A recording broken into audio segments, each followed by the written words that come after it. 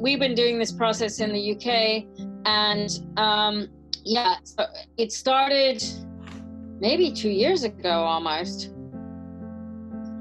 to try and reform the agricultural policy. And we needed to bring our membership together, all the different stakeholders, as well as different environmental organizations and representative groups that do advisory for farmers and other land managers, like people doing forestry and tree planting and wildlife habitat restoration, and try and work out which policies would most impact their work and which ones would be most beneficial for them to achieve objectives for public goods.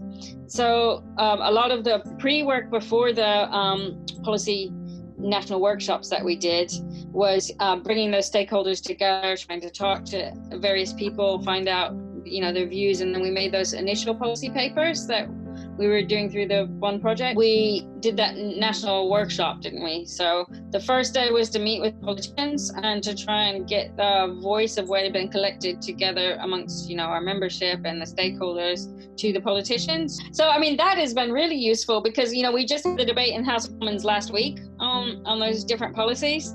And we didn't win the actual amendments we were trying to push forward, but we had like a big letter writing campaign. Some of those those ideas, those policy ideas, we crystallized them into some actual amendments that were to the agriculture bill that tried to put forward some of those ideas and to push them a little bit farther.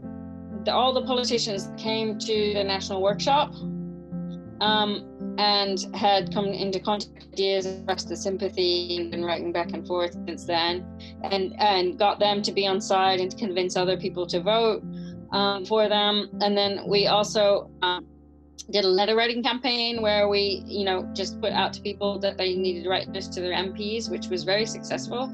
We had about 5,000, it was 4,990, I think, letters sent to members of parliament, which was really great. And part of it, I think the success of getting so many people active is that they've been in touch with this process all along. We've had a lot of communication to help empower people to understand about the process and the ongoing development and to really understand the issues. We've had a lot of workshops and things, where they really go into detail so they understand it.